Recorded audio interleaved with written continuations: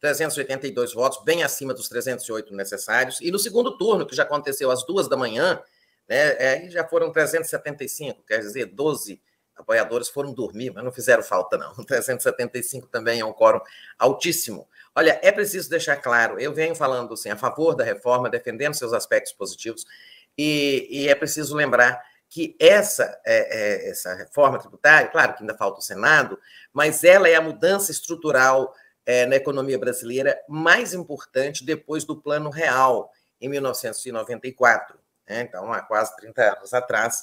É uma mudança de tal importância comparável àquela, né, que foi a troca da moeda e o fim da hiperinflação.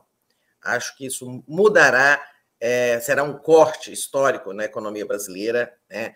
Vai permitir muitas mudanças na economia, vai estimular o crescimento da economia, gerando empregos, promovendo mais crescimento.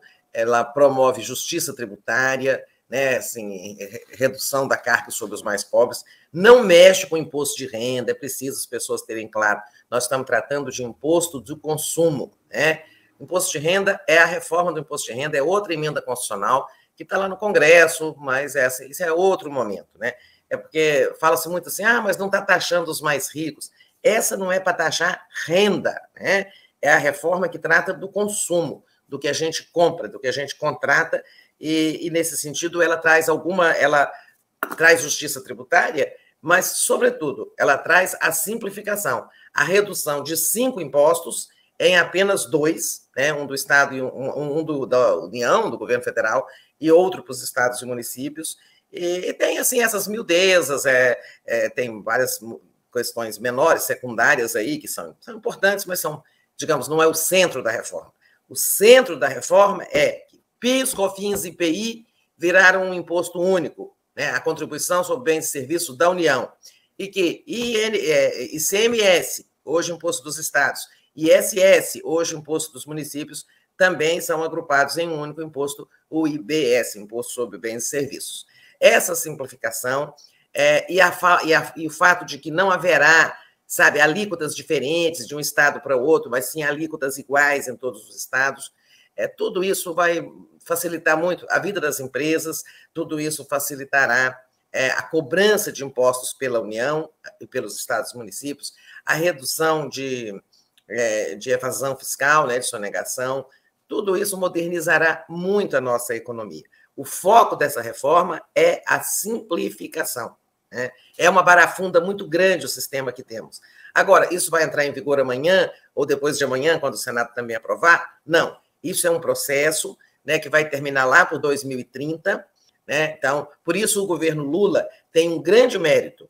Aprovou uma reforma, abraçou uma reforma, ela já estava lá no Congresso, ela está há anos no Congresso, né? O Haddad corretamente criou até uma secretaria e ele não apresentou uma proposta própria, né? Essa é uma proposta que já tramitava.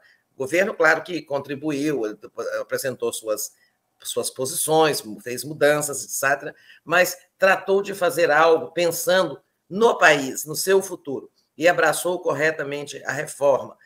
Portanto, ela é também vitória do governo Lula, mas ela é uma vitória do Congresso, que nunca conseguiu aprovar isso e conseguiu agora. É uma vitória dos governadores que se empenharam, né? Tanto que, quando viu na última hora que ia ficar isolado, que ia ficar contra uma tendência, contra a corrente, né? Porque a corrente se tornou muito fortemente favorável à reforma, o Tarcísio de Freitas, governador de São Paulo, recuou e acabou trombando com o Bolsonaro, ficou a favor da reforma. Quem ficou isolado nessa reforma? A extrema-direita, o bolsonarismo, né? É um momento também de redução da polarização. Quando a gente fala contra a polarização, nós precisamos cada um dar o exemplo. Então, por exemplo, ficar minimizando o papel do Arthur Lira é querer aumentar a polarização, sabe? Não, ele tem o papel dele, sim, ele fala a favor da reforma desde antes de problema, de kit robótica. É verdade que, nesse momento, ele quer abraçar uma bandeira positiva e se livrar dos problemas, mas vamos ser justos, ele já vem batalhando por isso há mais tempo, né? Quando a gente condena a polarização, nós devemos cada um dar o exemplo, sabe? Vitória do Lira, vitória do governo, vitória dos governadores favoráveis, vitória dos empresários que apoiaram, né? Vitória do Haddad também, Tereza? Eu disse vitória do governo Lula. Sim, mas independente do governo, você acha que dá para dizer que é uma vitória do Haddad, para ele se cacifar? Sim, claro, é uma vitória do Haddad, mas assim, o Haddad implementou aquilo que o Lula elegeu lá na campanha. Né? Uhum. É uma vitória do Haddad, com certeza, ele tem toda a razão de celebrar, ele criou uma secretaria especial para cuidar da reforma tributária. Né? O Bernardo Api é uma pessoa que conhece muito de reforma tributária. Ele é o secretário especial de reforma tributária. Então, isso expressa a importância que o Haddad deu a essa matéria. Vitória dele, sim, com certeza. E ontem o Lula dizia, estamos conversando, estamos negociando, vamos ganhar. O Lula também abraçou essa bandeira, né?